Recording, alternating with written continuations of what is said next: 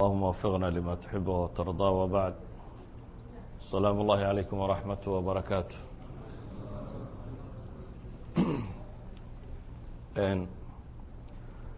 waxaan isku dayi doonaa deris kooban in sha allahu tacaala oo ku saabsan طرق min طرق العilm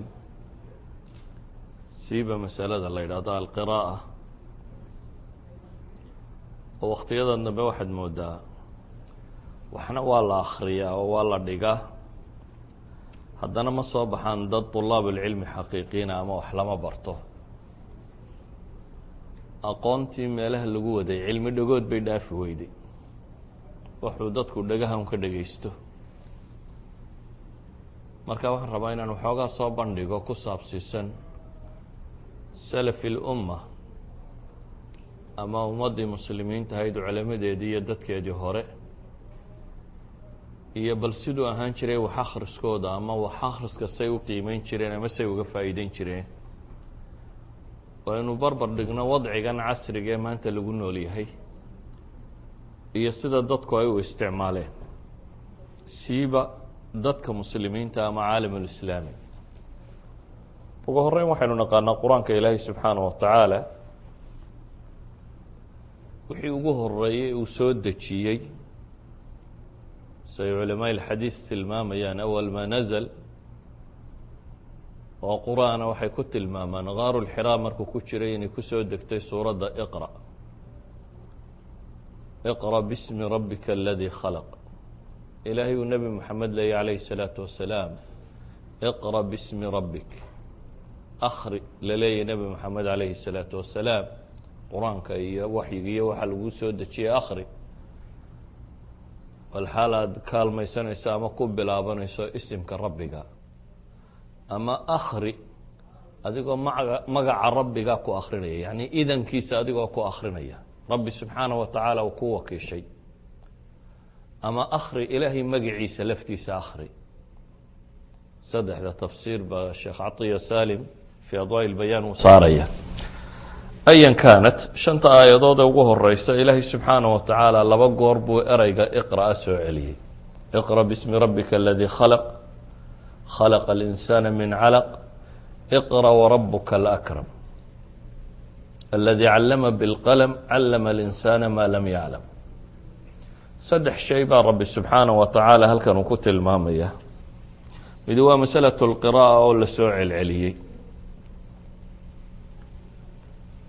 oo ilaahay lehay subxaanaه wa taعaalى marka hore iqرأ bsmi rabika اladي khlq khلq الإنساna min clq mar kale la leeyahy iqرأ وrabka الأكرم mar saddexaadda leeyahay aladi callama biاlqalm callama اlinsaana maa lam yaclam laba shay oo kale oo cilmiga ilaahay subxaanaه wa tacaala ugu mano sheeganaya dadka iyo inuu qalamka baray inay wax ku qoraan suurad kaleo qur-aanka ka mid ah rabbi subxaanaه wa tacaala wuxuu ku dhaaranayaa qalinkaasi wax lagu qorayo nuun wاlqalmi wama yasturuun qalinka iyo waxay qorayaan malaa'igtu baan ku dhaartay baa rabbi leeyahy subxaanaه wa tacaala suwarka kale ee isla makiga ee weliba dhowrkaa sannadood ugu horeeya soo degay faqra'uu maa tayasara min alqur'aanka baa ka mid ah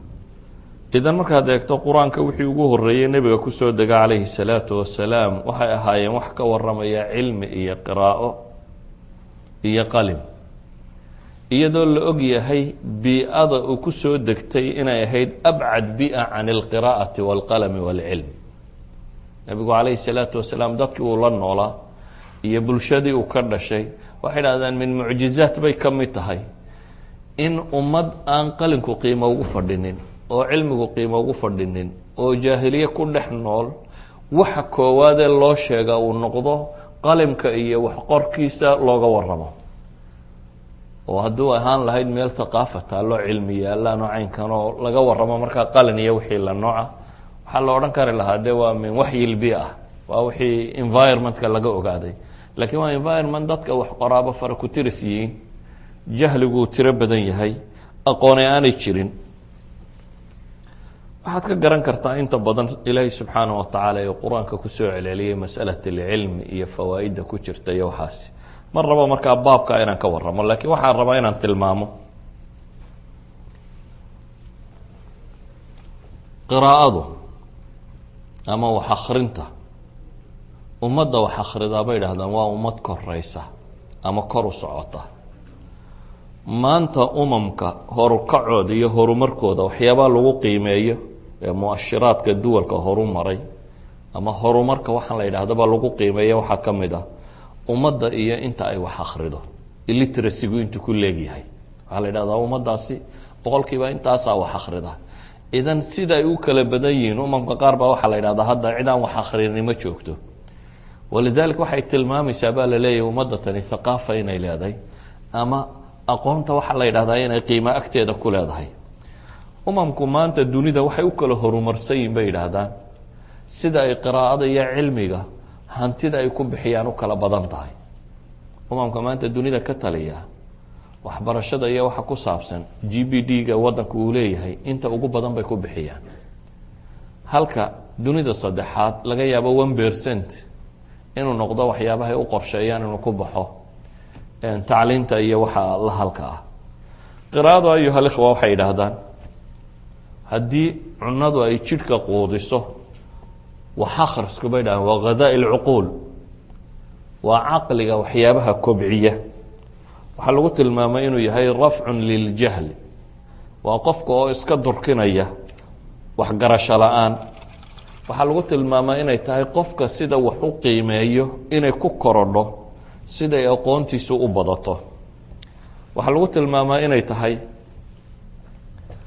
waa naafida ama waa daaqad kaaga furmaysa bay leeyihin cuquusha bini aadamka.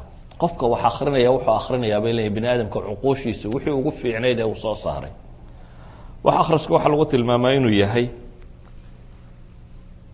waxaan xuduud iyo zamaantoona lahayn. qofka bay dhahaa cimrigiisu waa wax yar oo tirsan, laakiin qofka wax akhriya waa ziyaada fi lcumri bay dhahdaan, waa qof cumrigiisa kororsanaya, waa ziyaada fi tajriba.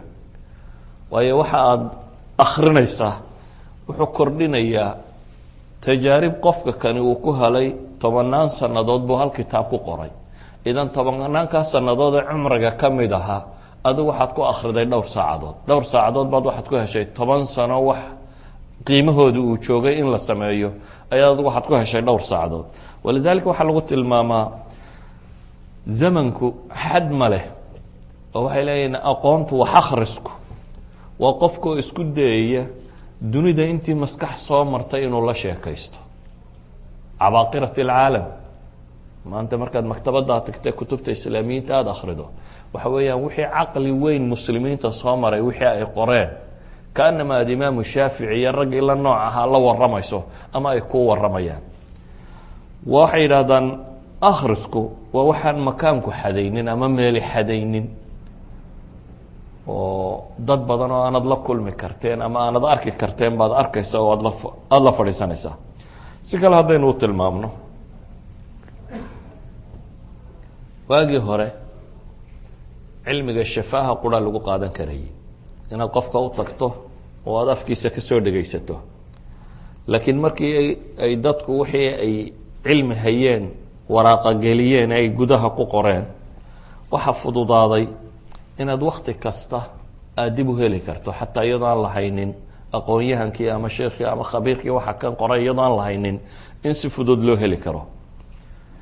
ummadda markaa aan abnaadeeda iyo dadkeedu mustawaha aqoontoodu aanu mid kor u socdo ahayn, waa ummad bay idhaahdaan maanta caalamka la joogo aan la socon karaynin. bale caalamkan cusub waxay idhahdaan xataa mustawaha xoogsigu wuxuu ku xidhmay bay idhaahdeen mustawaha aqooneed ee aada leedahay, oo dadka wax aan akhrinin waxna qorinin shaqooyinka inta usoo hadhay baaba maxduuda bay idhahdaan. waxaa shaqaba soo hadhay uu qofku qaban karo ayaa wax maxduuda ah. si kale markaan u tilmaamno waxay idhahdaan maanta macaarifta dunidu siday usii badanayso, sanad walba bay idhahdaan aqoonta tan scienska ah maalan 10 to 20% baa aging uu ku dhacaa bay idhahdaan. 10 ilaa 20 ayaa gabowba. haddaad wax akhriyi weydo macnaheedu waxa weeyaan aqoonta aada xambaarsan tahay sanad kasta 10% ka mid ah laga baxay.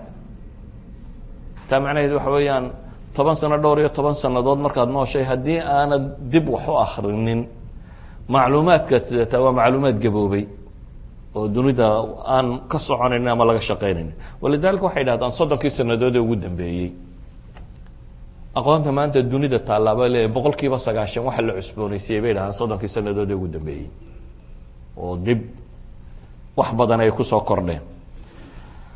maadaama arrinku caynkaa tahay, xataa caalamka dad yowgii gumaystay markay rabeen dadku inay horumarka ka ilaaliyaan waxay ka ilaaliyeen wax akhriska.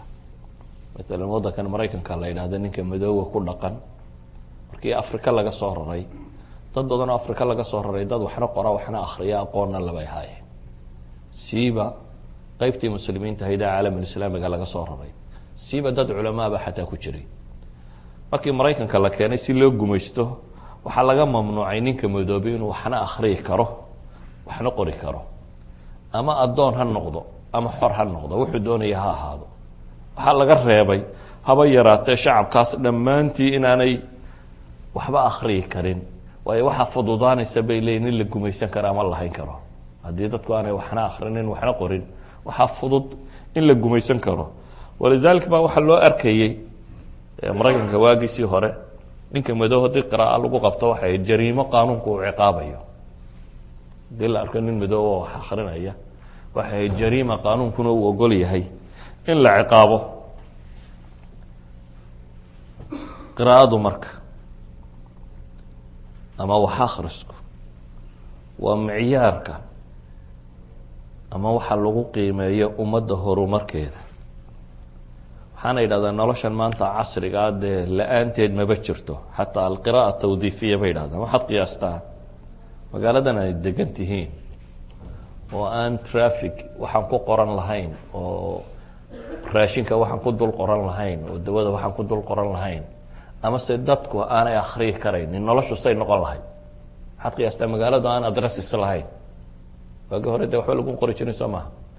waxaad qiyaastaa Toronto aan adress ku qorayn, wallahi wax traffic sign aanu qorayn, wax raashin ku dul qorayn aanu jirin.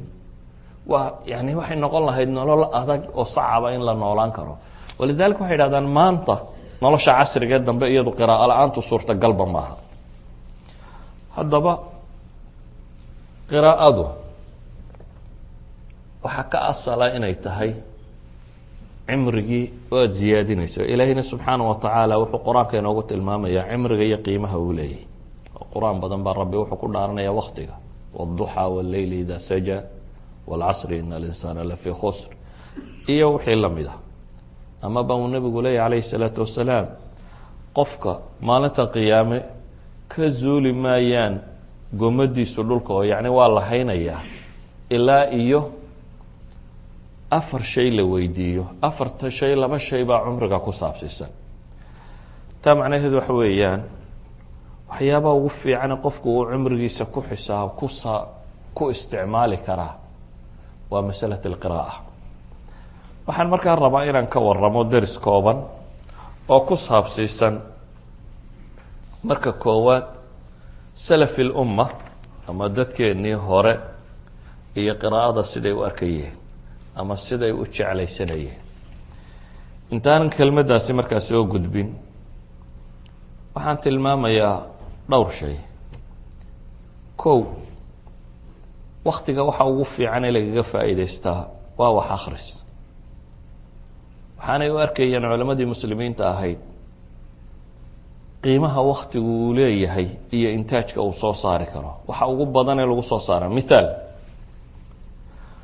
haddaad maalintii rubuc saac ka yar wax akhrido, rubuc saac intuu leegi rubuc saac more than 10 pages baad akhriyi kartaa. qofka ugu gaabiya qiraa'o, qofka ugu gaabiya caadiga ahi maalintii haddaad 10 page akhrido sanadkii mise aad akhriyaysa? sanadku 365 maalmood soo maahay. waxaad akhriyaysaa 3650. that means akbar mawsuuca ayaad sanad ku dhamayn karaysaa. ugu yaraan buugga caadiga iyo normalka ahi waa 300 ilaa 300 iyo waxoogaa bage 360 bage meelahaasi ama 400 oo bage markaad tidhaahdo haddaad maalintii 10 daqiiqo wax akhrinayso macnaheedu waxa weeyaan sanadkii ugu yaraan 10 buug oo noocaasi ama dhowr iyo 10 buug oo noocaasi aad dhamaynaysa yani mawsuuca fi cilmi alxadiitha ama mawsuuco fi tafsiira ama mawsuuco fi cilmi kale ah ayaad dhamayn kartaa bimujarad inaad u qorshayso inaad akhrido maxay 10 bage ama 10 daqiiqadood inaad wax akhrido maalintii haddii ay waxbarashadu caynkaa noqon kari lahayd markaynu dhahno waktigaan dilaya imisaad waktigaad khasaaraysaad u malaynaysaa imise se waxbaad baran kari lahayd yani culammadii muslimiinta hore waxaa la yaqaanay waxay ahayd dad mawsiciyiina mawsuucadu yani dad encyclopedia qof wixii lasoo qaadaba ka jawaabi kara hadday culuum diineed tahay bikulli funuuniha iyo hadday tahay culuumtii casrigooda jirtay bikulli funuuniha ama astronomy ha noqoto ama geography ha noqoto ama taarikh ha noqoto ama طib ha noqoto ama philosophy ha noqoto ama riyaadaad ha noqoto xisaab ha noqoto waxay doonta ha noqoto caalimka faqiih ee masaajidka fadhiya wuxuu ahaan jiray mawsuuca mutanaqila maktabad guuraysa oo kullu lfunuun keligii laga heli karo sabab kalena may jirin dadka kamay caqli badnayn bini aadam ka baxsan may ahayn laakiin waxay ahaayeen dad waktiga ka faa'iideeya waxay ahaayeen dad waktigooda ku bixiyey inay wax baran karaan maanta waxay idhahdaan averageka dadka caadiga ahi bay idhahdaan ugu yaraan 3 saacadood buu t v daawadaa bay idhahdaan averageka caadiga marka laisku dardaro 3 saacadood wakti ku dhadhow buu t v daawadaa haddaad 3 saacadood wax akhri lahayd maalin kasta maxaa soo bixi lahaa yani halka t v-guna haddaad buug ku bedeli lahayd ay fanku doonayo ha noqdo waxaa soo bixi kari lahaa yani في khilaali 10 sanawaat ama في khilaali 15 sana waxa dunida lagu haya fan iyo waxaad jaahil ka noqon lahayd ma jirin waxa ugu badan waad baran kari lahayd laakiin mushkiladda taagani waxa weeyaan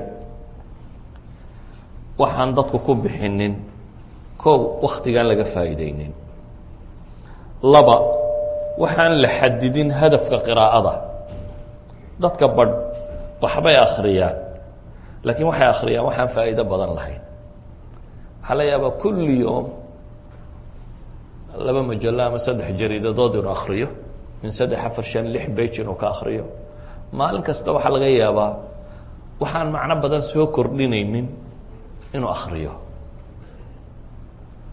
haddii uu hadaf ama qiraa'ada uu akhriyaa inaanay hadaf lahayn maalin baa wixii gacantiisa soo galo inuu iska akhriyo marka maalin mashriq buu ujeedaa maalinna maqrib buu ujeedaa xataa fi culuumi diin طulaab cilmigan dambe maalinba kitaab bunbuu iska soo qaada iska akhriya idan hadduu hadafku lumo marka hore oo qofku maxaad wax u akhriyaysaa haddaad garan weydo waa dhibaato qiraa'adku waa kala nooc qiraa'ada mid waa qiraa'a tasliya waktiga uu qofku caajiso mid uu tasliya ahaan isaga akhriyo maalan kutub waaweyn oo culamo qortay ibn aljawzi maalan markuu ka waramayo alxamqa والمغفلين ama aladkiyaa ama waa kitaabo dadka inta waalan iyo inta nacasiinta abuu kitaab ka qoray inta fariidada iyo inta caqli badan buu kitaab ka qoray waa lilfukaha qofku waktiga uu daalo inuu iska taalacdo kaasoo kale waa litasliya qiimo badan ma leh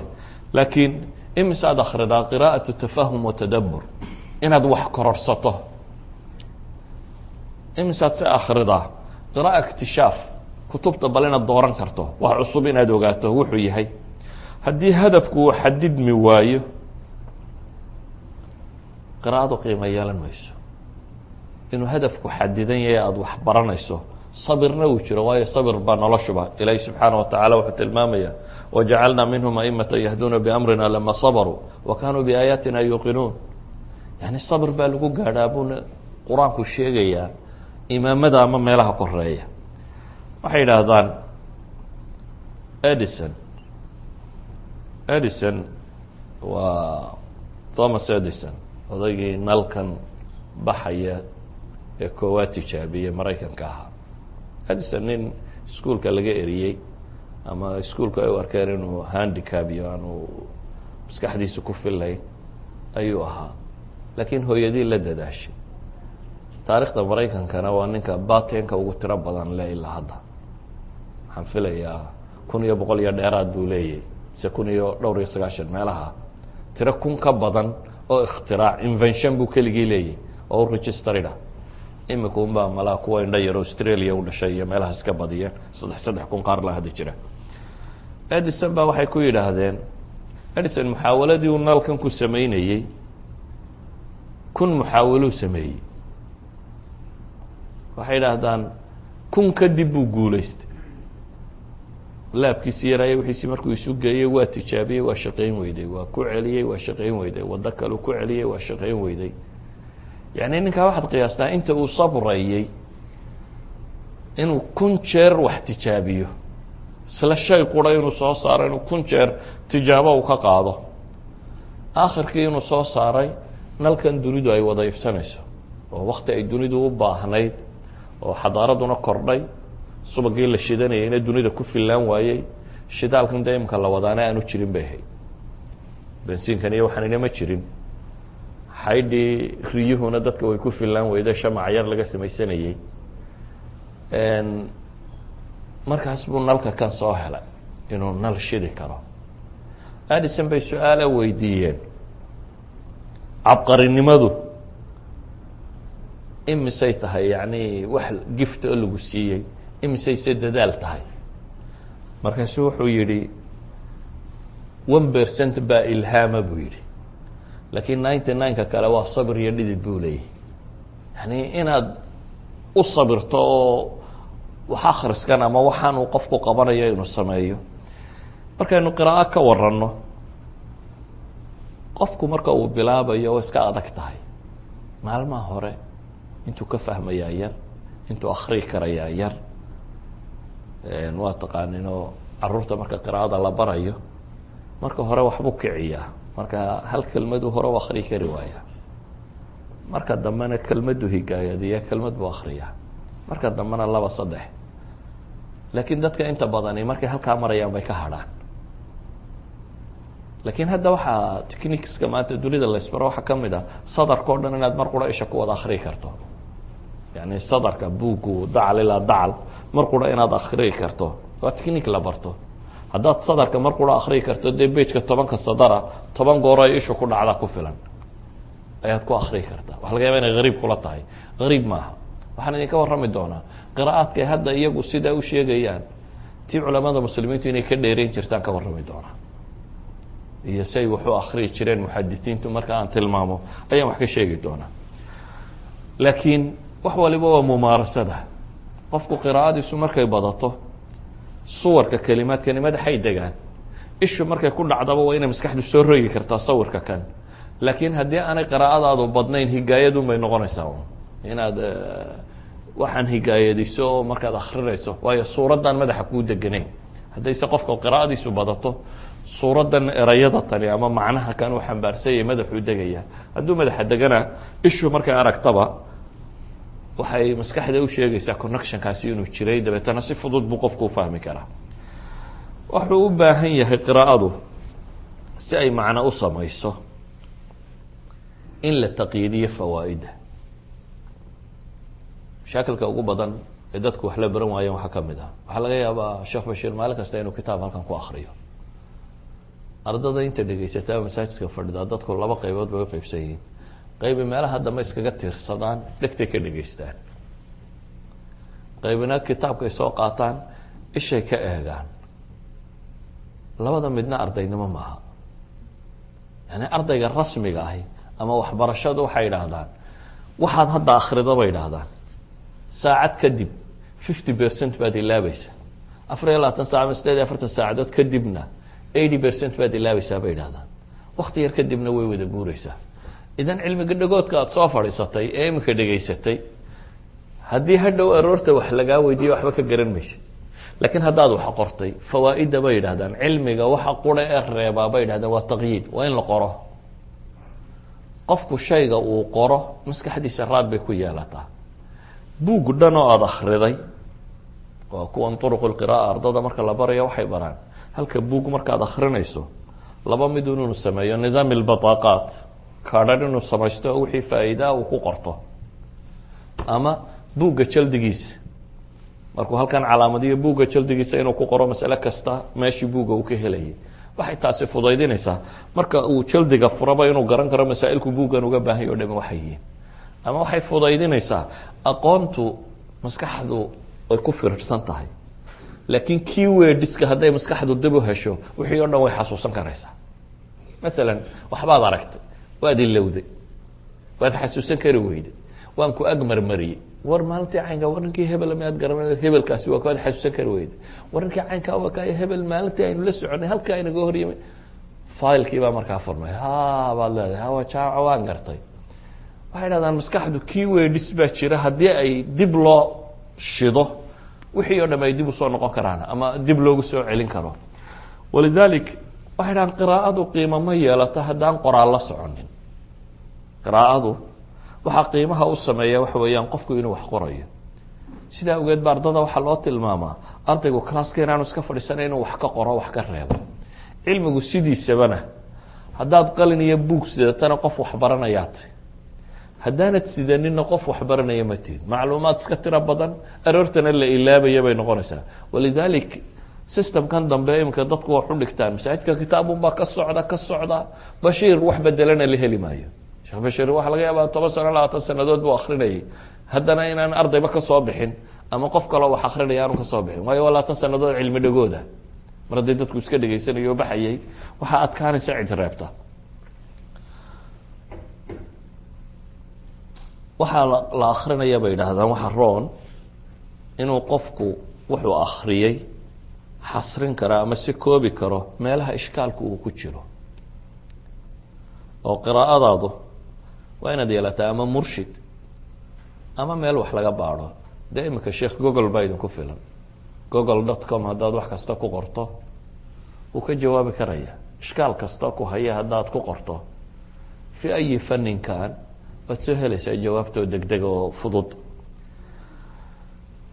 laakiin sideedaba waxaa la yidhahdaa cilmigu marka koowaad wuxuu ku jiraa bay dhahaan fi butuuni lkutub aqoontu kutubta gudahooday ku jirtaa laakiin furayaashu waxay ku jiraan baa la yidhaha biaydi lmucalimiin aw biaydi lculamaa cilmigu buwaagtu ku qoran yihin laakiin qofku wuxuu u baahan yahy inuu furo helo furuhu waa fani kastoo aada baranayso musطalaxaadkiisa hore terminologigiisa qawaaciddiisa asalka inahaasi haddaad si fiican marka hore u fahamto waad kori kartaa markaa haddiise aad inaha hore u fahmi kari weydo waxaa kugu adkaanaysa inaad hore u korto walidalika ayuha اlikhwa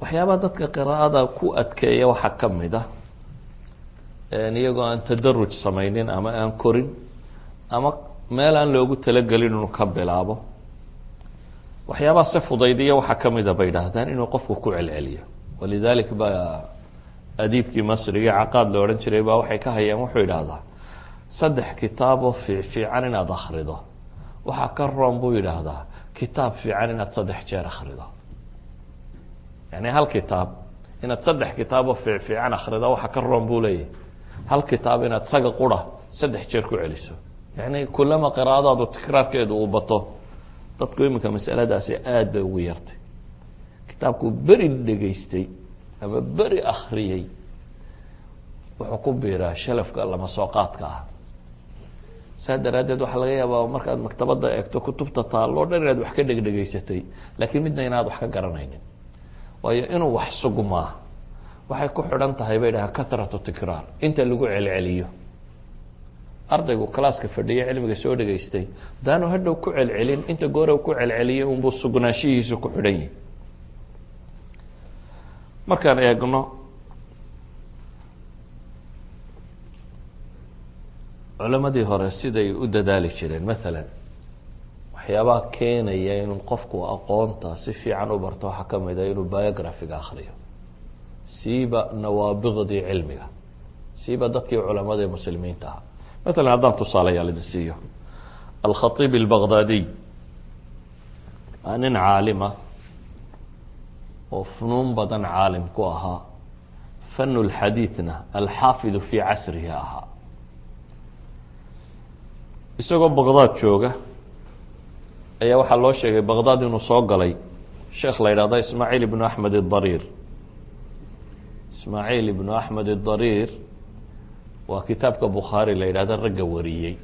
kashmeheni ayuu raggii ka wariyey ka mid yahay. markii loo sheegay ayuu wuxuu soo kaxeeyey ardadiisii ama culamo kale ay wada socdeen bay isa soo raaceen. wadaadkani waa safar, nisaabuur buu ka yimi, makuu ku socdaa. safarkani wuxuu joogayaa habeen ama 2 habeen ama 3 habeen magaalada, waana safar socota. waxa ay rabaan sheekha socotada ah in laga reebo kitaabka bukhaari iyo dhammaantii. bukhaari maca mukararaadkiisa marka lagu daro 7,000 oo xadiis buu ka badan yahay. 7,000 oo xadiis baa waxaa la rabaa in laga reebo qof socoto ah oo safar ku jira. habeenkii koowaad bay u yimaadeen maqribka ilaa salaadii subax ayay ku akhriyeen.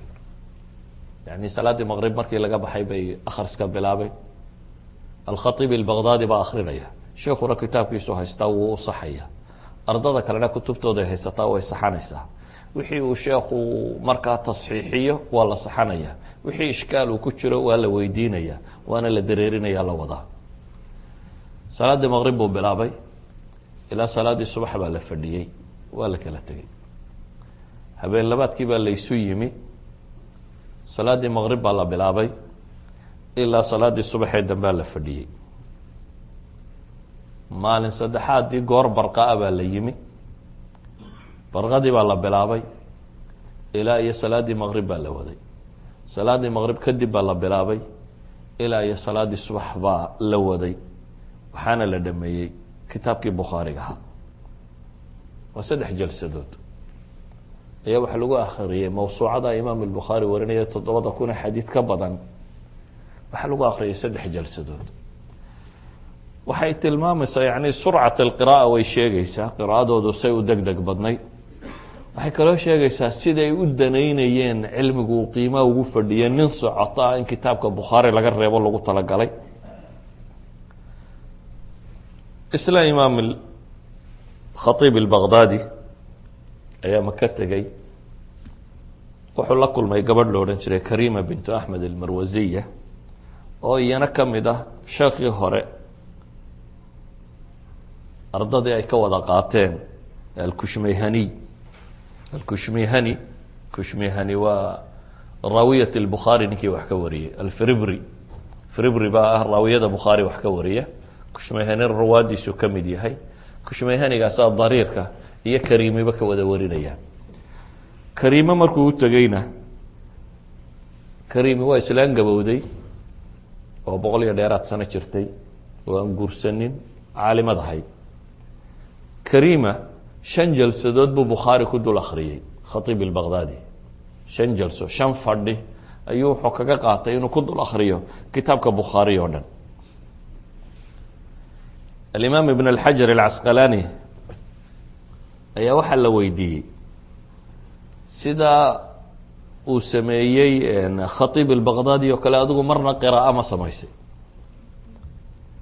wuxuu yihi maya, laakiin aniga qiraa'adaydii bukhaari aan sheekha ka qaatay anigu 10 majlis baan kaga qaatou leeyahay, 10 fadhi oo qura.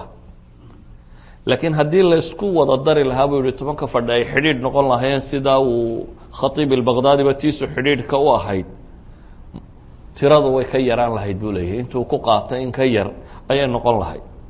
markaasuu hadalka sii wada wuxuu hi walakin ayna athuraya min athara. laxuhu xidigaa la yidhahda xaggay ka joogaan ciidda. waayo khatiib albaqdaadi buu yihi hiraayadi akhriskiisu fii gaayat sixa waljawda buu ahaa buu yihi. waa qiraa'o aada u saxiixa oo qurux badan bay ahayd buu leeyahy, oo loo faa'iideynayana ardayda dhinacyadiisa joogta oo uu maqashiinayay majliska dadka joogo dhami si ay wax u saxdaan. ibnu xajar saxiixu muslimka oo isna inta aan leeg axaadiis ku dhadhowa 5 majlis ayuu 2 maalmood iyo badh ku qaatay. safar buu galay alxaafid ibnu xajar alcasqalaani. wuxuu gaadhay dimishqa, magaalada dimishq. maktabad buu tegey, waanu soo noqonayay. dabeetana wuxuu is yihi maktabadda tan intaa wada qori kari may sida akhriyo ka faa'iidee. 2 bilood iyo bil thuluthkeed 1/3 yacni waa tiro ka yar 80 maalmood ayuu wuxuu ku akhriyey 100 volume 100 mujalad ayuu wuxuu ku akhriyay 2 bilood iyo maxay. waxaa laga yaabaa inaad imika istidhaahdaan xaafid ibnu xajar marka laga warramo iyo wuxuu dhigay iyo wuxuu kitaab ka tegay inaad tidhahdo qofkani mucjisu ahaa. mucjiso kale ma ahayn, qof bini aadamo caadiyu ahaa, laakiin waktuu geliyey wuxuu ogolaa inuu wax akhriyo. wax akhriskii baa nimanka kan culamo ka dhigay. alxaafid almizi oo xufaadii culimadii waaweyneyd ka mid ah, waa ibnu kahiir iyo sheekhoodii. xaafid almizi waxaa la yidhahdaa mucjam alkabiir liلطabrani. mucjam alkabiir liلطabrani waa kitaab xadiid ah 25 majaladood. isaga 60 majlis buu ku akhriyay baa la yidhahaa. 25 majaladood kitaab ka samaysan ayuu 60 fadhi oo lasoo fadhiistay buu ku dhameeyey. waxay tilmaamaan alxaafid alciraaqi, imaam alciraaqi, musnadka imaamu axmed iminka isagoo 55 majaladood meelahaas iyo 50 majalo ka badan baa filayaabaa la daabacay. musnadka imaamu axmed 30 fadhi buu ku dhameeyey oo uu ku akhriyey. waxaad meeshan ka arkaysaa qiraa'adoodu kow surcada ay lahayd, sida qiraa'adooda u dheereynaysay ay sariica u ahayd. waxaad kaloo ka arkaysaa siday hamiga u hayeen inay wax bartaan, ay ugu dadaalayaan inay wax akhriyaan. waxaad kaloo ka arkaysaa kutubta iyo waxa kani siday u yaraayeen ee qof socota in kitaab dhan laga reebo loogu dadaalayay. mararka qaarkood inay kitaab xifdiyaan ama xejiyaan. ibnu caطaya waxaa laga sheegaa bukhaari inuu 700 oo jeer akhriyay. waxaa laga yaaba haddaynu isweydiino miyuu nagu jiraa mid bukhaari marna dhameeyey? halkaa maktabaddu iska saaran yihin. ibnu caطayana wuxuu tilmaamaya ibnu caطiya inuu 700 mara inuu akhriyey. bal ee culamada barh bay soo naqliyaan, maala almushawq lilqira'a kitaabka aninka qoray oo waxaan kasoo noqolay nuquushan qaar aan kasoo qaadanayno. wuxuu ka warramaya qaar bukhaari 150 jeer akhriyey, qaar 280 jeer simaacan waa qiraa'an sameeyey, qaar 50 jeer akhriyey, kitaaba 40 jeer la akhriyey. imaam الsalafi ayaa wuxuu leeyahy waxaan maqlay ibnu طaahir oo leh katabtu صaxiixayna wa sunan abi dawuuda 7 maraati biاlأjra wa sunan ibnu maaja 10 maraati biray.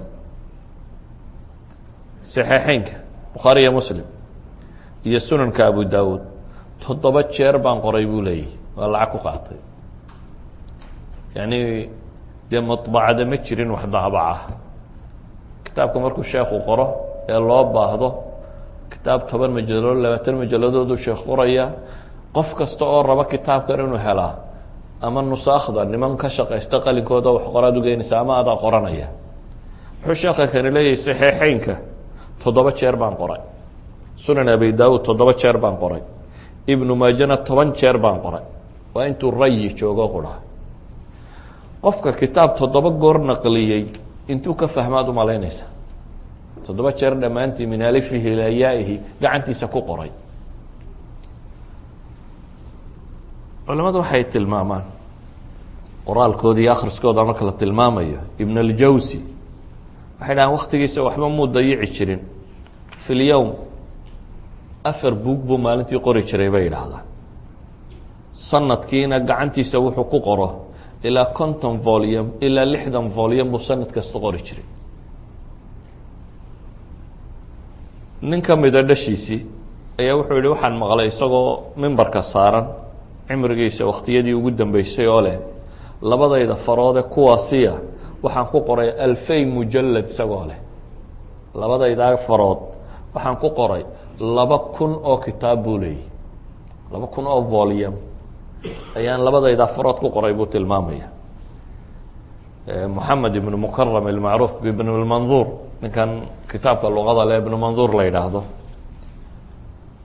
waxa ay tilmaamaan mukhtasaraadku ka tegey kitaabadu soo koobay. waxaa ka mid ah taarikh ibn casaakir. taarikh ibn casaakir waa 80 volume. 80 volume buu intuu akhriyo ikhtisaariyey. waxaa ka mid a taariikhu baqdaad, waxaan u malaynaya isna 50 volyo meelahaasi inuu gaadhayo.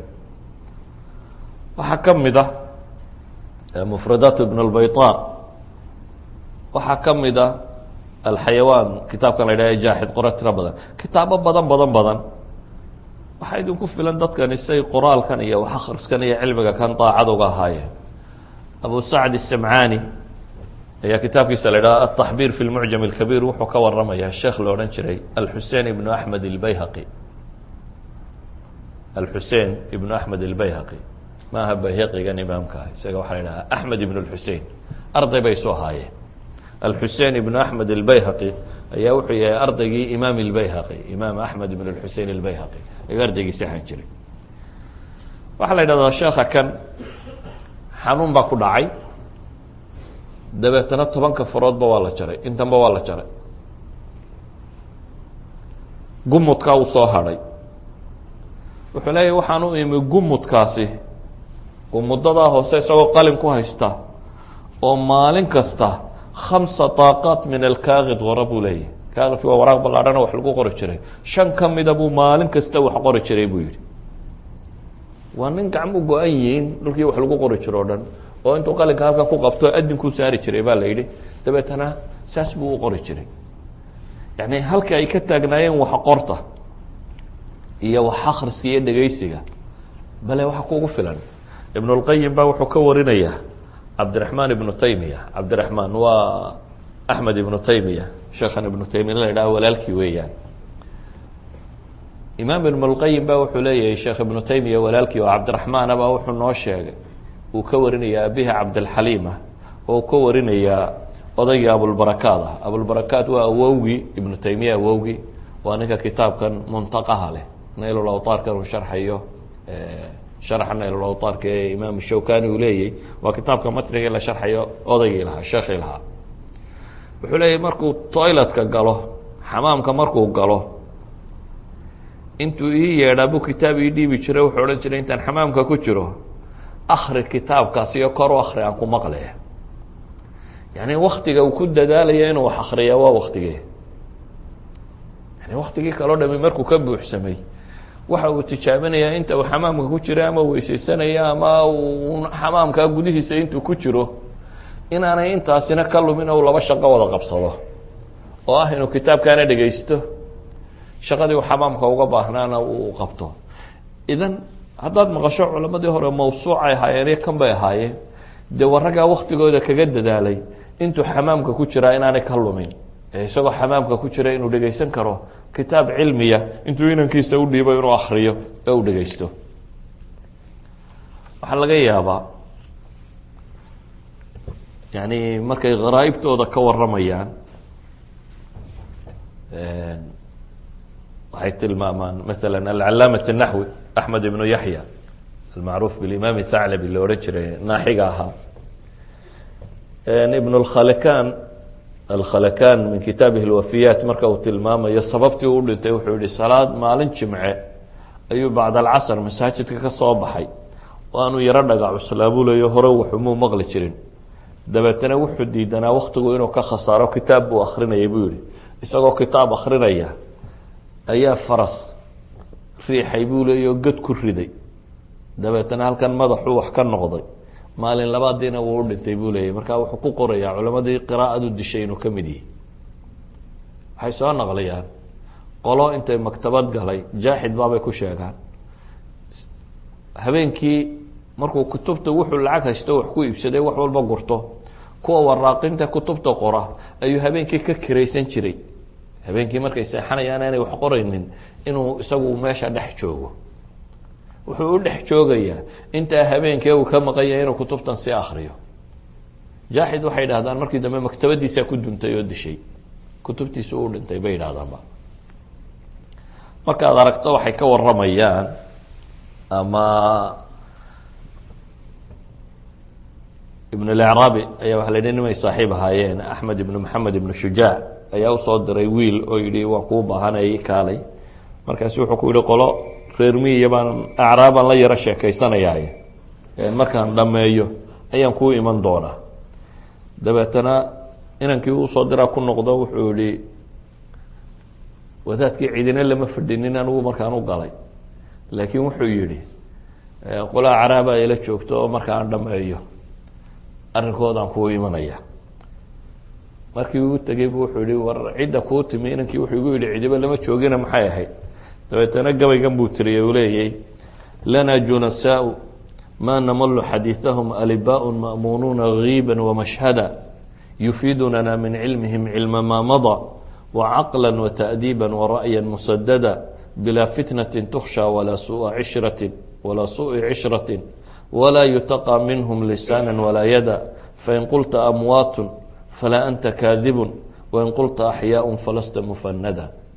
gabay buu tiriyey uu leeyahay qolaa jirta buu yihi mar kasta noo waranta oo warkooda aanan ka daalin oo cilmiga noo sheega iyo cilmigii iyaga dadka ka horeeyeyba caqli iyo adab iyo ra'yi fiicanna noo kordhiya oo aan dhibna nugu haynin oo wax fitnaan aanan uga baqaynin, carab wax dura iyo gacan wax dhibto toona aan lahayn, kuwaasaanu la fadhinay. haddaad idinku tidhaahdaan meyd bay ahaayeenna run baa sheegteen buu yidhi oo been maydan sheegin. haddaad tidhahdaan waa noolyiinna war laydinku diidayma, yacni kutub baan haystay buu leeya waxbaan akrinayay. ibnulmubaarak ba waxay yidhaahdeen cabdillahi ibnulmubaarak imaamkii la odhan jirayba waxaa la yidhaha had iyo goor cidlaad joogtaaye maxaa cidlada ku dhimaad dadka u timaadadoo sheekaysid. aad buu uga xanaaqay baa la yidhaha markaasu wuxuu yihi maanaa keli jooga ma ninkayga nebigii iyo saxaabadii la jooga bay leedin keli buu joogaa. yani nebi maxamed warkiisii baan akrinayaa buu leeyahy, nebi maxamed baan dhegaysanaya calayhi salaatu wasalaam oo hadalkiisii aan akrinaya iyo saxaabadiisii baan dhegaysanaya, markaasa ay leedin buu leeyahy cidlaad joogtaaye maad noo timaadad aan kuu sheekayna.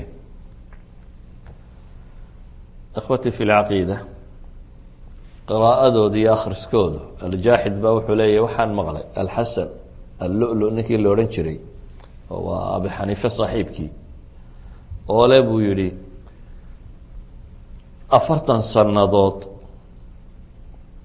maan seexanin maalin iyo habeentoona ilaa iyo kitaabku isagoo laabtayda saaran mooyaane. waxaa laga yaabaa inaad tidhaahdaan dadka hore waktigooda ay iska haysteen oo wax mashquuliyo badan baan jirin. aan culamadii mucaasiriinta ahayd ba wax ka tilmaamno. alimaam jamaaludiin alqasimi waa tafsiirkan maxaasin ta'wiilka la yidhaahdo sheekha qoray, tafsiir baa la dhan oo mujaladaad badana, waa sheekh reer dimashiqa buu ahaa. kitaabkiisa la yidhaha alfadl lmubiin wuxuu qoraya waqad itafaqa lii bixamdihi tacaala, ilaahay mahadiya waxaa ii sugnaatay oo ii dhacday buu yihi صaxiixu muslimka bitamaamihi riwaayatan 40 maalmood baan ku akriyay buu yihi kitaabka صaxiixu muslimkaa dhammaantii.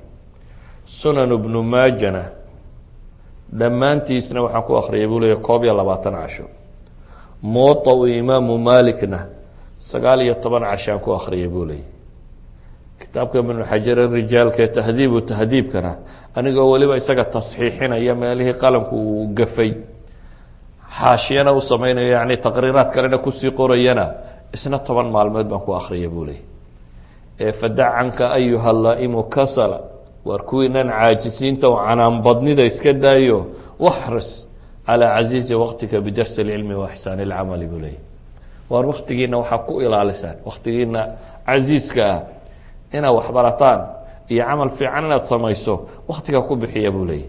yani waxa uu tilmaamaya صaxiixu muslim iyo ibnu maaja iyo muwaطa imaamu malik iyo tahdiib marka la isku daro 4taas kitaabe waaweyn oo mid waliba mujaladaad ka kooban yahay, marka la isku wada daro wuxuu ku akriyay 40 maalmood oo meela iyo 22 iyo 9 iyo 10 waa 40 kale 80 maalmood iyo 10 casho tahdiiba 90 maalmood waa 3 bilood buu ku dhameeyey. intaasoo kitaab iyo intaasoo mujaladooda uu tilmaamaya. bale haddaan mucaasiriintan soo dambeysaba sii tago, sheekh cali طanطaawi raxmat ullaahi calayh, wadaadkii asligiisa waa misr min طanطa laakiin reer suuriyu ahaa, bergii dambena sacuudigu deganaa. mudakaraadkiisa wuxuu qoraya waliba 2 gooroo kala dambeysa aan tilmaamo. faana alyowm wa ana bilams kuntu fi sigari amdi, wuxuu leeyahy anigu maanta iyo shalay iyo markaan yaraaba waxaan ahaa buu leeyahay maalintii inta badan nin guriga jooga oo akhriya maalmaha qaarkood ilaa 300 oo bage baan akhriyi jiray buu leeyahay haddii aan is idhaahdo beenta iska ilaali buu yidhi anoo huba mucadalkaasi inuu ka yaryay intii aan akhriyi jiray isku celcelin maalin kasta 100 bage baan akhrinayay buu leeyahay waktigu markaa qoraya waxa weeyaan laga bilaabo buu yihi 1340kii ilaa 1402 2 sannadood buu wuxuu leeyahay maalin kasta waxa aan akhrinayay 100 bage kadib uu sii noolaa doctor maxamed muuse ashariif isaguna wuxuu kasoo naqlinayaa kiisa dambe ah 70 sannadood inuu sidaa u akhrinayay 70 sano oo sanadkiiba 354 hijriya uu yahay oo maalintii 100 bage oo akhrinaya ku dhufo waa 2 milyan iyo badh bage yani waa nin caalim muslim hadda noolaa oo le waxaan akhriyey in ka badan inuu akhriyay 2 milyan iyo badh 2.5 milyan bage uu akhriyey waxaa laga yaabaa inaad tidhahdo de haddaa gurigunbu iska fadhiyo wuxuunbu akhriyi jiray shaqadiisa kalena u fiirso 3 majlis 3 guddi buu ayuu ra-iisulmajlis u ahaa kuliyadda jaamacaddana waxbuu ka dhigayay muxaadaraad buu ku lahaa secondary schoolka qeybta ragga iyo qeybka dumarkabana waxbuu ka dhigi jiray yani culamada tawaaducooda u firsay inaga waxa laga yaba ninka professor noqday jaamacadda taga meel ka hooseysa inaanu aqbalin wax ka sheego waa professor ile ninkani jaamacadda macalin buu ka yihi haddana secondary school hablaayo secondary school inama ah labadaba waxbuu ka dhigaa khudbadda jimcana wuu akhriyaa muxaadaraadkana wuu jeediyaa idaacaddana duruus joogtaa buu ku leeyahay jaraa-idka soo baxana waa kaatib maalin kasta maqaal qora intaasoo shaqo isagoo haya oo maalin kasta kaatib journalist oo maqaal qoraya ah idaacadda maalin kasta barnaamij kuloo soo daynaya ah oo barnaamij idaaciya leh muxaadaraadka masaajidda iyo dhulka laga akrinaya jimcaha khudbad leh 2 iskuul iyo jaamacad 3daaba wax ka dhiga 3 urur guddoomiye ka ah ma 3 gole guddoomiye u ah ayuu haddana mucadalkiisa qira'a intan u ahaa 2 milyan iyo badh uu akhrinayay ta macnaheedu waxa weeyaan culamadii hore haddaad maqasho waxbay barteen ama xifdigooda fiicna ama caynkana dad wax akhriya waxna qora bay ahaayeen dad waktigooda qiimeeyey bay ahaayeen alfaribri raawiga imaam albukhaari kitaabkiisa ka wariya le imaam albukhaari baan gurigiisa ugu tegey anigoo la jooga buu yihi buu habeen qura 18 jeer buu kaco faynuska shito wax qoray buu yihi yani bukhaari kitaabka bukhaari un la yidhaahdo dabeetana dadku ay u qaataan qof iska mucjiso ah oo cerka laga soo tuuray oo isagoo aan dadka u ekeyma bukhaari qof bani aadam oo caadiyu ahaa laakiin maca xifdihi isagoo aaya fi lxifdi ahaa ayuu haddana wuxuu ku bixinayey intuu seexdo ayaa wax ku soo dhacaan ama waxbuu xasuustaa wuu soo kacaa wuu qoraa waxbuu baxtiyaa waxbuu qoraa habeen quro aan la jooga buu leeyahy ayuu 18 jeer nalka dib u shitay culamadii muslimiinta hore iyo dadkii muslimiinta hore markaa fii casrihim cusuurtan aynu ka waramayno yurub waa cusuuri dulaamkeedii waa markii ay medieval periodka ku jirtay maktabadooda ugu weyn 170 kitaab baa yaalay adiiradii ugu caansaneyd in wax la akriyo daayo wax la akriyaaba ma olin xogaagaa yare buugagto injiil ka warramayaa yaalay xataa falsafadan greega imka ku faanaan may soo gaadhin waayo falsafada greego can ariiq alandalus bay marka dambe uga timi kadib bay dib ugu noqdeen asalkeedii iyadoo caynkaasiya ayaa caalamulislaam ee maktabaadka caadiga ee yaalla waxay ahayn bilmalaayiin waxaasoo milyanana madbacad quro daabacday ma jirte gacan bini aadan baa qortay yani marka la eego qurطaba marka la eego maxaa la idhaha qaahira marka la eego dimashq marka la eego baqdad bale marka la eego casrigii dambe waxay noqotayba waxay madaxdu isugu faanto oo xataa qiraa'aadkan gharaaibta ragga laga soo naqliya madaxda ka mid a alma'muun oo kala ka mid a andalus kuwii haystay umawiyiintii qaar ka mida yani xataa madaxtooyada caynkan wax looga akriyi jiray caalam alislaami markuu sida tan wax u akrinayay wuxuu ahaa dad hogaamiye fi kuli اlfunuun waxay ahaayeen mawsuucaat culamada joogtaana dad wax kasta ka jawaabi kara waxay ahaayeen dad waxay qorayaan khatiib ilbaqdaadi markaynu nidhaahno kitaabu intan ku akriyey de haddana wuxuu qoray ma min fanin fi cilmi اxadiid ilaa kutub buu ka leeyahy ilaa la yidhahdo ciyaal bay dadku u yihin bal e taariikhu baqdad magaalada baqdad taarikhdeeda qura ayaan filaya inuu konton majalo ka qoray inuu ka waramo baqdad iyo wixii caalim soo mariya wixii kitaab lagu qoray taarikhu baqdad inuu ka waramo ayuu konton majaladood konton volume ka qoray caalam alislaami waktiguu horu marsanaa waxay ahayd waktigii qiraa'ada iyo akhrisku jirtay hadda waxaa jira waxa weeyaan labaduba waa lumeen wax qorkuna wuu lumay haba dambeeye wax akhriskiiyo waxbarashadii baa luntay waxaa laga yaabaa ragga halka jooga masaajidka in labaatan sano la fadhiyay 20 sano waa in khabiir lagu noqdaa bay ahayd maca dalik aqoonta waxoogaa la dhegedhegeeyey laakiin waxaa aada u liita oo aan marnaba dadka muslimiinta ee dambe ka faa'iideynin waxa weeyaan waa waktigii dariskan waxaan uga dan lahaa un inaan tilmaamo fursad baa haysataan maanta haddii cilmiga loo lugeyn jiray ama loo daali jiray ama hadalxufaad baa wuxuu tilmaamayey 2 jeer mise 3 jeer buu leeyahay ibnu xibaan caalim alxadiid ayaan kaadideeda u cabay buu leeyahay markuu haraadee wax kale oo cabo waayey ayuu leeyahay baan kaadideyda cabay aimo kale waxay tilmaamayaan kulaylkiisay u socdeen in ay kaadi dhiig kaajeen waxaana waxay ahayd cilmi raadin la raadinayay raggan cilmigaa qoray ama akrinayay lug bay ku ururiyeen imaam albukhaari bukhaaru ka yimi bukhaari waa samarqanda agteeda samarqanda waa duwalkan yaryar imka raashinka ka go-ay halkaasuu lug ka soo bilaabay lugtu halkaa ku yimi ayuu caalamulislaam oo dhan ku maray wixii cilmi lagu hayay baqdaad intaasoo jeer soo galay dimashq intaasoo jeer galay qaahira intaasoo jeer galay madiya makiya madiina intaasoo jeer galay waxaasoo dhan waa la lugeynayay cilmina la raadcaynayay lug baa lagu wada maray iyadoo cilmi la raadcaynayo o aan mar qura ahayn iyo 2 iyo 3 intaasoo jeer loo kala lagu qaadoo la maray nin hal xadiid ayaa intaa loo lugeyn jiray maanta se cilmigu intuu batay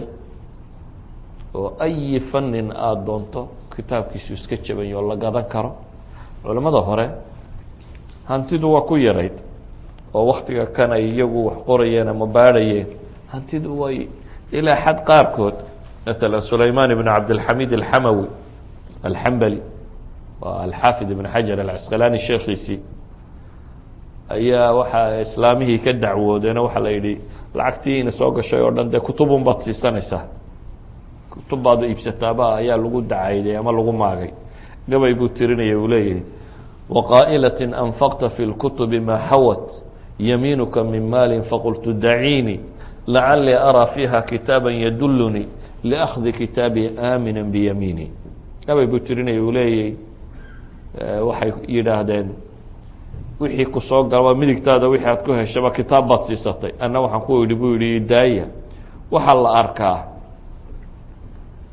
waxoogaa kitaab aan ka bixiyey inuu noqdo aakhiro ka sababa in kitaabkayga midigta layga siiye axadulaimana wuxuu ka waramay iyadoo xaaskiisu ag joogto wuxuu ka waramay nin kale oo ay saaxiib yihiin oo dhowr dumara qabay oo iyo inaanay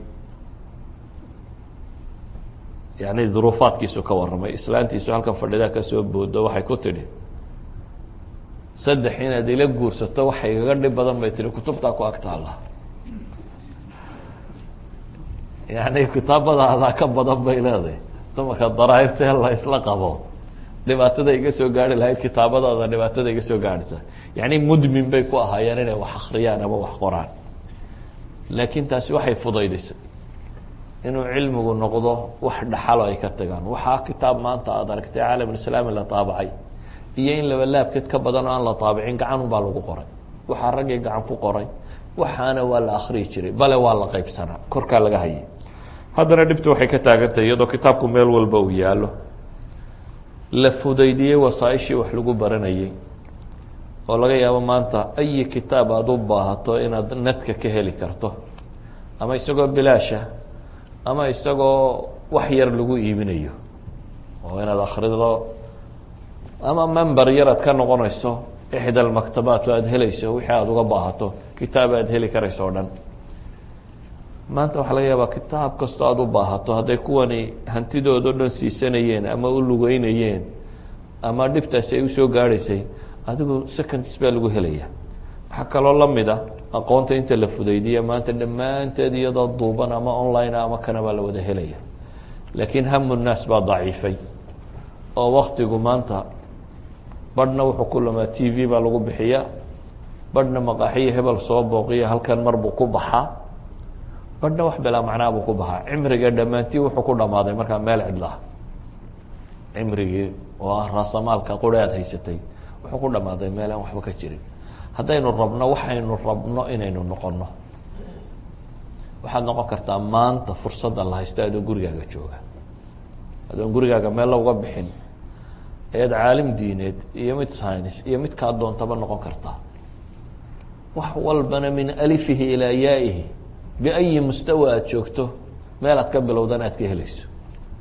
from zero fani ah ayaad bilaabi kartaa. funuunta qaar ba anagoo zero ka ah iska dhegaysana harvard university lectureska ka baxo free ugu jira, haddaad dhegaysato si caadiya baad u baran karaysaa. siiba dadkiina north america jooga, waxaan is leeyahay aakhiro wax badan ilaahay uu idin weydiin doonaa, waayo wax fursad badan oo aan dadku haysanin, internet bandwidth ka ballaadhan kuwa caalam kale lagu isticmaalo, fursad aada u tiro badan oo waxbarasho ay agtiina taalla. laakiin waxaa yar dadka inta ka faa'iideeya. inta yaryari ka faa'iideyn mayso haddaanay intiina waaweyni tusaale aydan u noqonin. haddaad adigu tusaale ugu noqoto xamaalasho iyo taxi driver ama gurigoo la fadhiyo unoo caydh la qaato, haddaad adigu tusaale ku noqoto, ka yarna wuxuu le intii odayguba qaban jiray anba waa qaban karaaye maxaa ilu goynaya. laakiin haddaad adigu tusaale u noqoto, walidalik ba culamada muslimiinta hore qaar baa waxay qoraan kutub ay ka waramayaan kuwii waxbarashada bilaabay bacda alarbaciin. kitaab bay ka qoreen, yani rag waaweyne wax ku bilaabay. culamo aada u badanoo maanta macruuf oo la yaqaano ayaa rag waaweyne ku bilaabay. ibn alxazam waxay dhahdaan isagoo dhowr iyo labaatan jir oo siyaasadda ku jiro oo nin weyn oo siyaasi ah ayaa waaxid min alqariib uu dhintay, masaajidkaa la keenay, masaajidku soo galay, dabeetana uu iska fadhiistay. meesha fadhiya wuxuu yihi masaajidda lama fadhiistee kactu ka hortoo sunnayso. ku iska sunnaystay, labadii ragcadood buu tukaday, xabaashii baa lasoo aasay, uu soo noqday, goor casar dabadiyuu haddana soo galay, 2 ragcadood buu tukaday. mid kaleo meesha fadhiyaa yidhi war casarka dabadiisa waxba lama tukaday, ka fadhiiso masaajidka. ibnu xasam markii horena wuu fadhiisto, waxaa la yidhi war lama fadhiistee tuko. markii dambena wuu tukaday, waxay dhahdeen war waktiga waxba lama tukaday, iska fadhiiso. dabeetana markaasi wuxuu yihi waryaa fiqiga magaalada yaqaana, waxaa la yidhah fulan. ibnu xasam halkaasuu ka bilaabay inuu wax barto, isagoo dhowr iyo 20 jir 26 jir meelahaasibu ahaaba la yidhahdo, nin siyaasiya oo wasiir soo noqday oo yani dowladda ku jiray, ayuu wuxuu dib u bilaabay inuu ardaynimo bilaabo. culamo badan oo muslimiin ah, xataa axad alculamaa la tilmaamo azhar shariif inuu haysan jiray, sheekh alazhar alimaam alakbar noqday. 54 jir buu ku bilaabay bay yidhahdaan waxbarashada. markii dambena ilaahay baa cimrigii u dheereeyo 90 iyo waxoogaa buu gaadhay, ilaa iyo uu ka gaadhay inuu noqdo sheekh alazhar. culamada muslimiintu ciday ka dambeyso ee sheekh alazharka loo qoran jiray waktigii. idan wakti aada cidlo ku bixinayso ayaad wax ka faa'iideyn kartaa. walidalik baa culamadii hore waxaa la hayaa rag badan oo markay dhimanayeen, abi xaatim araazi inankiisa ibnu abi xaatim wuxuu leeyahy isagoo sii dhimanaya ayaan weydiiyey hebel cabdilgafaar ma saxaabi buu ahaa, markaasuu madaxa ii ruxay buu yihi, markaasaan ku celiyey buu yihi, waa u dhimanaya odayga markaasu bu yihi taabicu ahaa taabici. yani qof dhimanaya u masale la weydiinayaa say cilmiga ugu dhigayeene dadka ugu furaayeen. bayruni isagoo naftu kasii baxaysaan inuu soo galay, markaasu wuxuu yihi warka halkaale masaladii miiraadka ahayd dhaxalka ahayd caynkaa ku saabsanayd ii sheeg. waxaa la yidhi dhaxalka iska daayo iminka way ku haysataay iska shahaado. wuxuu yihi war anoo garanaya inaan dhintaabaa dhaanta, anoo jaahila inaan dhinte ii sheeg. waa loo sheegay. markuu ka baxe uu dhexda sii socdo ayaan baroortii dumarka dib u maqlay buu leeyay sheekhay, dib baa ugu soo noqday isagoo dhintay. yani waktigaas say ugu dadaalayeen xataa iyagoo saaran sariirta geeriday waxbaranayeen. inaguna qofka oo caafimaad qaba oo miyir qaba oo waxba qabin ayaan isku dayin inuu barto. waxyaabaa kasii yaab kale waxaa kamid ah maalan waxaad arkaysaa qof aan isaga qur-aanka akriya aqoonin, salaadiisuna inay usaxantahay ay ku adag tahay, oo ilmo yar wado qur-aanka geynaya. ilmaha yar inuu qur-aan dhigtaaba waajib kuma haday waajib kuga haytay. intuu ilmaha qur-aanka geeyabu isagu maqaaxida ufadhinaya, inta loo dhigayana sheekeynaya marka loo dhameeyo ayuu imanaya, markaasuu ilmaha kaxaynaya. labada isagay ahayd waajiba inuu fadhiisto oo dhigto. yani waxaad samayn karayso tiro badan leh ayaa maanta dayacmay. طulaabulcilmiguna sida aan sheegay dambe hadday wax dhegaystaanbana waa cilmi dhagoodkay dhegaystaan, iyana cid wax qorata ama wax naqlida ama wax reebta waa yartay. qofku hadduu wax qorayo wax naqlinayo, sheekha wax akrinaya waxaa laga yaabaa dariska markuu soo diyaarinayey 10-20 kitaab inuu soo baadhay. 20kaa kitaab wixii uu kasoo doortay uu is yidhi faa-iiday u yihiin inuu kuu soo naqliyo uu kuu soo sheegay. inaad 20kii adigu akrida hadhow aad tidhahdo masaladana dee waan fahmay markaan baadhaya hadhow baa kutubta ku noqon doonaa. waxaa laga yaabaa inay kaa qaadato 4 saacadood 3 saacadood inaad soo diyaarisaa. laakiin haddaad markuu sheegayo aada ka qorato, waxay suurtagalaysa 3 saacadood 4 saacadood waxaad soo baadhi lahayd inaad si fudud aada u reebi karto ama aad u taqyiidin karto. walidalika ayuha alikhwa, waxaa laga yaabaa dadka badhinaysa leeyiin war wadaadku dariskan maanta akriyay de waa kuwii yaryarka loo akriyi jiray. laakiin anigu waxaan isleeyahay waa daris loo akriyi karo qof kastoo muslima. qof yar iyo qof weynaba wuu u baahanyay inuu waxbarto oo muslimi. ummadda muslimiinta ahna inta ay waxbarataa unbuu horumarkeedu ku xidhnaan doona. inta ay waxbartaana waa markay waxbarashadu wax caado a inaga noqoto, wax noloshaada yowmigaa kamida. inaad shaqo tagtaa noloshaada yoomigay ku jirtaa, inaad wax cuntaa noloshaada yoomigaabay ku jirtaa, inaad musqusha gashaa noloshaada yoomigaabay ku jirtaa. qofka muslimka waa inay noloshiisa yoomigaa ku jirtaa inuu waxbartaa oo waxbarashadiisu ay kortaa oo uu hore u socdaa. wallahu aclam billahi towfiiq. asalaamu calaykum.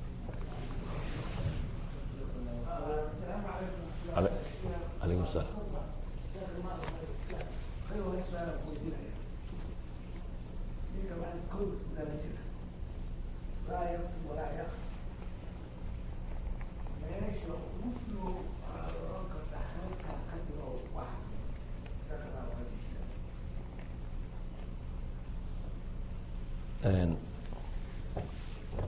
aqoonta horta way kala muhiimsantah.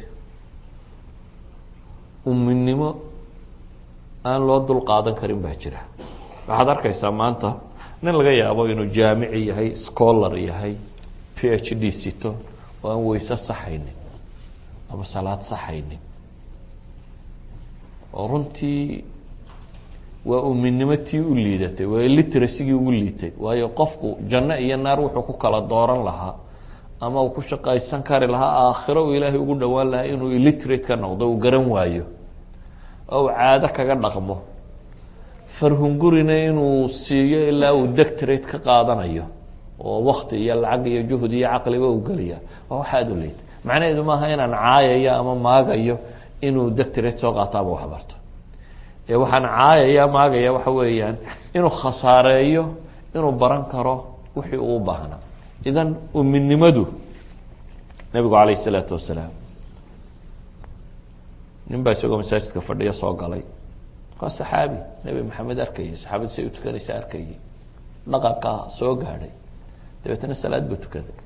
markuu dhameeyey buu nebiga u yimi uu salaamay. nebigu waa ku yidhi calayhi salaatu wasalaam maa tukanin oro tuka buu ku yidhi. ninkii wuu ku noqday mar kaluu tukaday waa dhameeyey. nebigu u yimi calayhi salaatu wasalaam. nebigu wuxuu ku yihi maa tukanin orodoo tuko salli fa inaka lam tusalli. waa ku noqday ninkii mar saddexaad buu soo tukaday. waa soo noqdoo nebigu u yimi dabeetana waa salaam. wuxuu nebigu mar saddexaadkii ku yihi salli fa inaka lam tusalli, waxba maa tukana oro tuko. ninkana waa saxaabi, nebi maxamed buu ag joogaa, saxaabadii kale u ag joogaa, wuu arkayaa ficilka iyo waxa la samaynayo, haddana waxbaa qaldan u baahan inuu saxdo. isagu markii isku dayey dadaalayna way saxmi weyday. markaasuu qirtay inuu waxbarasho u baahan yahay. nebigu intii hore uma juuqin, wuxuubu yidhahda tuko salaad ma ahayn intaa tukatay. markaasu wuxuu ku yidhi ilaahay rasuulkiisiyo ka badan garan maayo ee ii sheeg waxay bar. markaasuu nebigu wuxuu baray calayh isalaatu wasalaam si uu tukan lahaa. hadaad leedahay waxbarasha xaggay ka bilaabantaa? kow waxay ka bilaabantaa waxaad aakhiro ku badbaadi lahayd, furuudulacyaanka, fardulcayn wixii kugu ahaa ayaad aakhiro ku badbaadi lahayd. inaad tawxiidkaaga saxato, inaad salaadaada saxato, hadaad baacmushtarta inaad baacmushtarkaaga saxato, hadaad reer leedahay reerka sida loo qabo inaad saxato. noloshaadanaad ku nooshahay waxa islaamku uu ka qaba ee janno iyo naar lagu kala galo inaad saxato. inaad taa saxataa dee waxay u baahan tahay cid ahli cilmiyo wax ku bari karta inaad ku xidhanto, masaajidda iyo dhulka wax lagu baran karayo inaad tagto. haddii bidaayaadka hore laguu dhigo dee waad meelaha kalena waad kasii baran kartaa. nadka iyo wixii la halmaalay waad xataa maanta dee nadka waxaa ku jira macalin markaad doonto aad aamusiinayso, markaad doonto aad ka hadlinayso aan cadhoonaynin oo xanaaqaynin oo ku diidaynin oo wax kasta. waa dhib waa yaro leeyo tarkiiskaa ka lumo dadku inta badan, dumarka u badan qolada bahlada dhegeysto iyadoo kijada ku jirto unbay shidaadhan waxay tiraa kitaabkaa waa dhameeyey, bariiskaanay karinaysay kijada agteedu buu ka baxayay.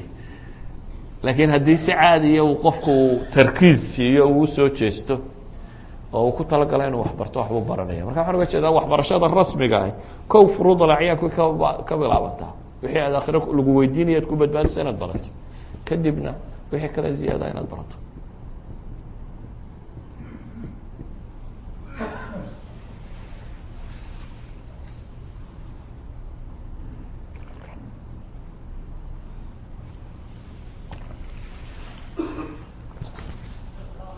تفضل عليكم السلام.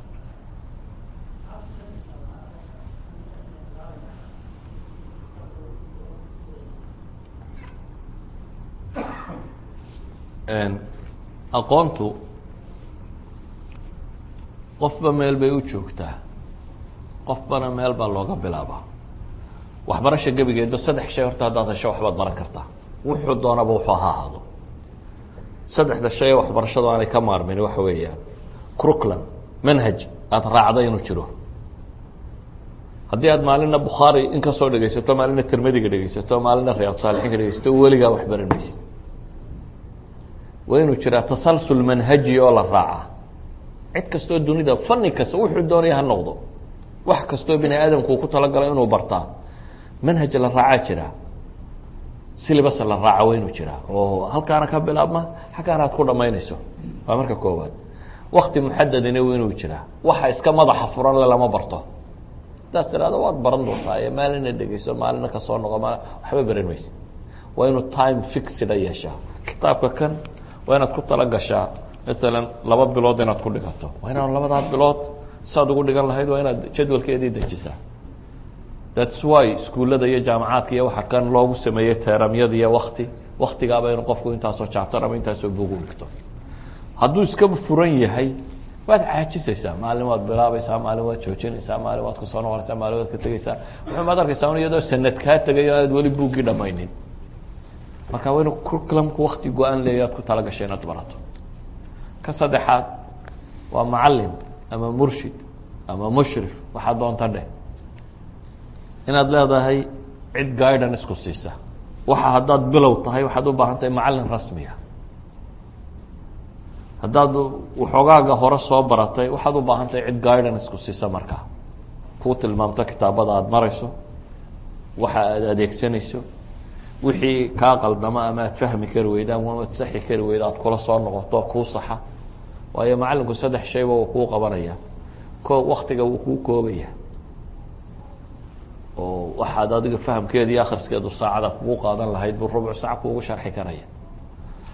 2 wuxuu kaa ilaalinaya inaad si qaldan wax u fahamto. waxaa laga yaaba adigu intaad masalada akrida inay isku kaa dabarogto aad si kale u fahamto waxa meesha ku qoran waxaan ahayn adigu aad fahamtid. laakiin haddaad macalin leedahay wuxuu ku asaxaya inaad si fiican u fahamto. 3 waxaa laga yaabaaba inaad fahmiba kari weydo. macalinku wuxuu fudaydinayaa inuu ku fahamsiiyo. idan wax badan aad u baahanto macalin keenaya. haddaad markaa bilowga joogto kama maarantid macalin rasmi ah. haddaad meel hore joogtana waxaad u baahan tahay cid guidance ku siiso o aad kolba wixii aad akhrisanaysay ama aad waday ama aad baadhaysay aad kula noqoto wixii kugu adkaada. 3daa shay haddaad isla hesho qof kastaa wax uu baran karaa markaa. halkaad ka bilaabaysaa halkii wax kuu joogeen bay ku xidhantay.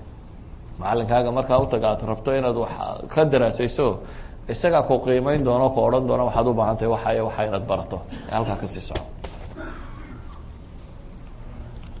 alaykum الsalaam.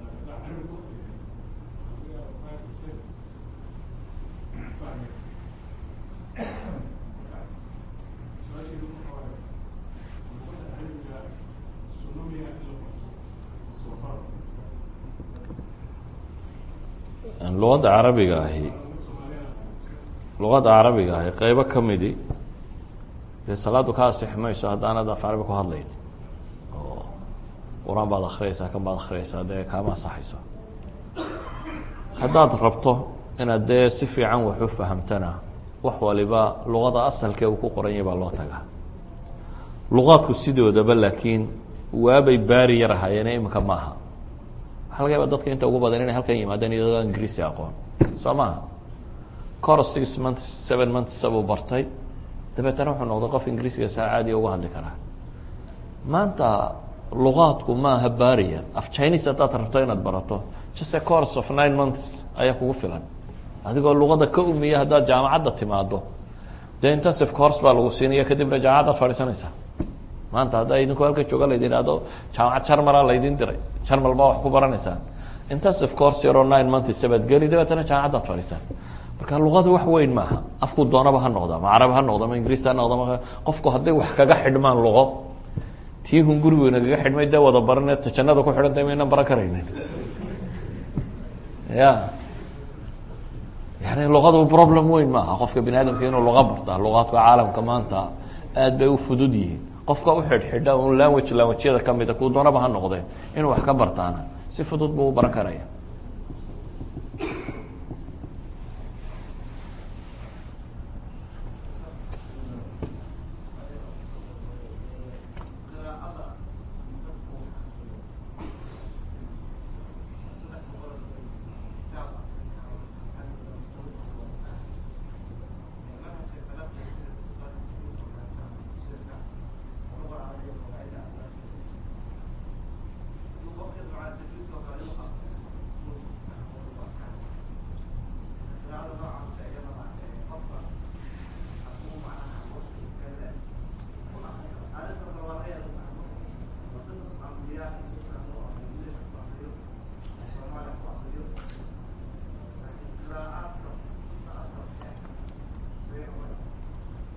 waxaan tilmaamnay cilmigu kutubtu ku jira mafaatiixdeeduna waa biyad اlculamaa.